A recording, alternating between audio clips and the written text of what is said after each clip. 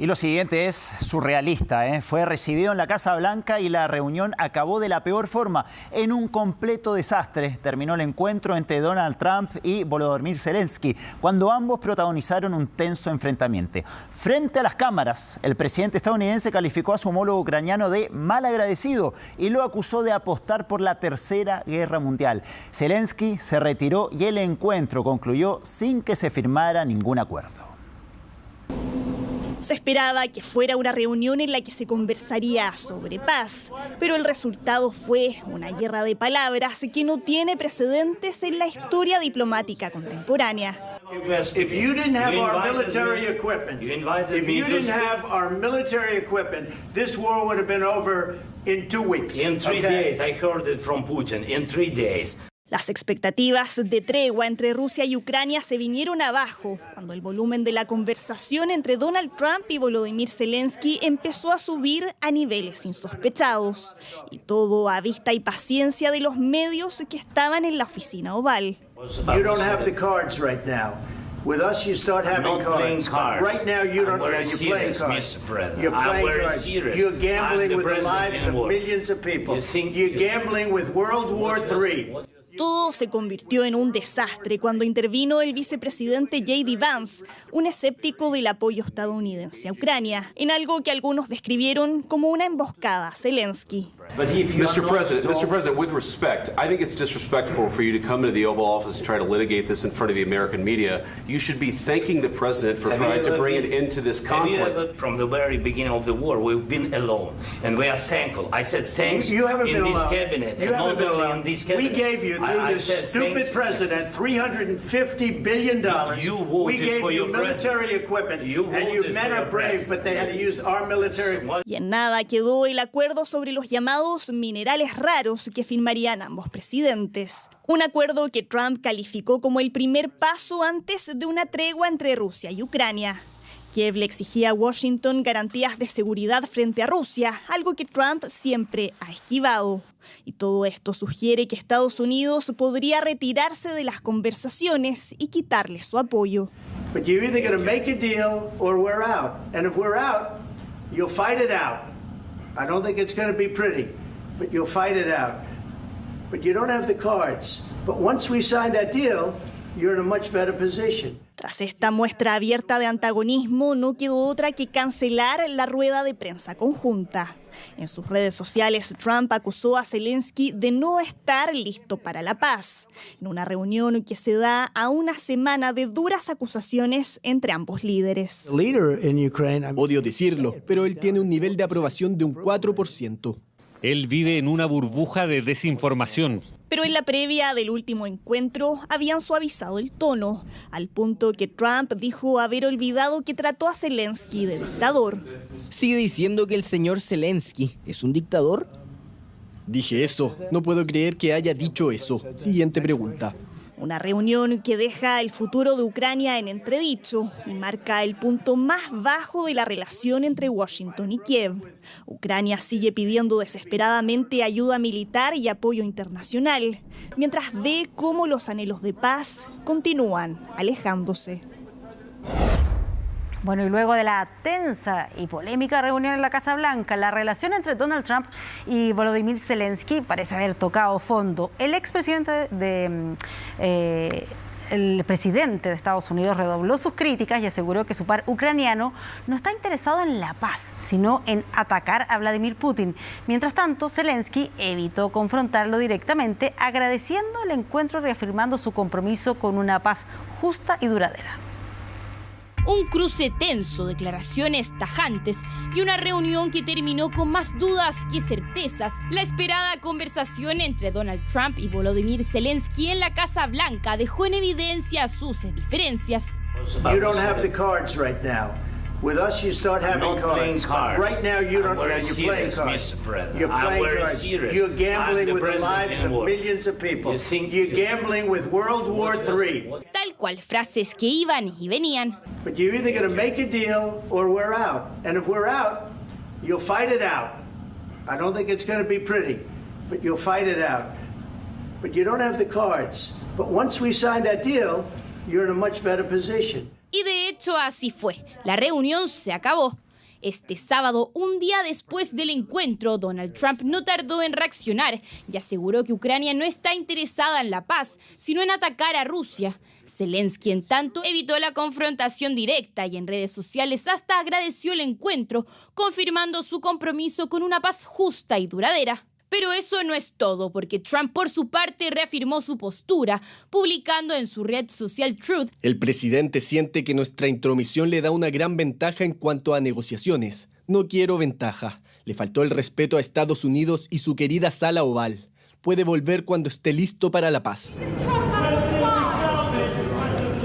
Y porque el trabajo debía continuar, Zelensky siguió con su agenda. Tras su abrupta salida de Washington, viajó a Reino Unido, donde este sábado se reunió con el primer ministro británico, Keir Starmer, en busca de nuevos compromisos de apoyo militar y financiero. Vi a mucha gente afuera y quiero agradecerles a ustedes, los habitantes del Reino Unido, por el gran apoyo que me han brindado desde el comienzo de esta guerra. En Ucrania estamos muy contentos de tener socios tan estratégicos. Y eso no es todo, porque desde distintos puntos del mundo, líderes internacionales reaccionaron al tenso cruce entre Trump y Zelensky. Creo que Zelensky fue humillado. Creo que en la mente del presidente Trump, Zelensky incluso lo merecía.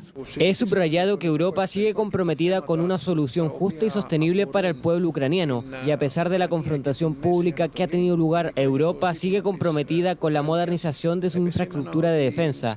Sin embargo, el apoyo de los Estados Unidos es necesario. Y desde la OTAN el mensaje fue claro: la relación entre Ucrania y Estados Unidos debe recomponerse para no debilitar el apoyo internacional. Me pareció una gran desgracia. También me comuniqué con Zelensky varias veces y le dije: realmente tendrás que ver cómo reconstruyes tu relación con el presidente de los Estados Unidos y los estadounidenses, porque tenemos que avanzar juntos, ¿no?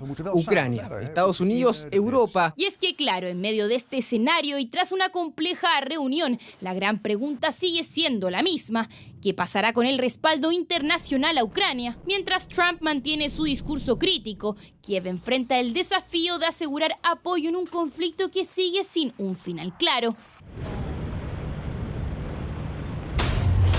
Actualizamos la información respecto del estado de salud del Papa Francisco, que ha emitido un comunicado a través de su cuenta en redes sociales. Dice: quisiera daros las gracias por las oraciones que se elevan al Señor desde el corazón de muchos fieles de muchas partes del mundo. Siento todo vuestro afecto y vuestra cercanía, y en este momento particular me siento como llevado y sostenido por todo el pueblo de Dios. Esa es una comunicación que entrega la cuenta del pontífice durante esta mañana, en medio de la expectación que hay por su estado de salud. Se cumplen 16 días desde que el Papa Francisco ingresara en el Policlínico Gemelli en Roma para tratar la neumonía bilateral que padece. Ha reducido su agenda, pero ha mantenido ciertos trabajos, ha dicho el Vaticano. Todo esto dentro del hospital, dentro del Gemelli, pero aún así hay bastante inquietud en torno todavía a su estado de salud. Hubo un nuevo episodio respiratorio, de hecho, que obligó a los médicos a intervenir de urgencia, y aunque el Vaticano insiste en que el pontífice está estable dentro de su gravedad, su evolución sigue siendo incierta. Las próximas 48 horas serán claves para determinar su recuperación. Las últimas semanas han estado marcadas por la gran incertidumbre que ronda alrededor de la salud del Papa Francisco. Su ingreso al Hospital Gemelli de Roma ha mantenido en alerta a toda la comunidad católica. Fue el 14 de febrero cuando el pontífice ingresó al centro de salud para continuar con su tratamiento para la bronquitis que padecía desde inicios de febrero. Sin embargo, sufrió de una crisis respiratoria 8 días después, lo que complicó aún más el panorama. A pesar de este episodio, el Vaticano informó que la máxima autoridad de la Iglesia Católica había presentado una leve mejoría y se encontraba estable dentro de su gravedad. El estado del Santo Padre sigue siendo crítico. Sin embargo, no ha vuelto a tener crisis respiratorias desde anoche. Si bien las afirmaciones desde el Vaticano eran que el estado de salud del Papa Francisco evolucionaba, que él se encontraba estable e incluso trabajando, durante la tarde del día viernes 20 de febrero, el pontífice habría sufrido de otro episodio respiratorio. Una crisis aislada por broncoespasmo y también un episodio de vómito por inhalación provocaron que Francisco fuera sometido a ventilación mecánica no invasiva. Esto justo después de que se diera a conocer el día jueves que había salido del estado crítico en el que se encontraba. Este repentino episodio generó un revés en el episodio de mejoría que presentaba el Papa. La noche transcurrió tranquilamente. El Papa se encuentra descansando. Tras la rápida aspiración de los bronquios, se dio inicio a la ventilación mecánica no invasiva. El pontífice ha permanecido siempre alerta y orientado. A pesar de que el Vaticano persiste en que el sumo pontífice se encuentra en un estado estable dentro de su gravedad, el diagnóstico sigue siendo de carácter reservado para el público.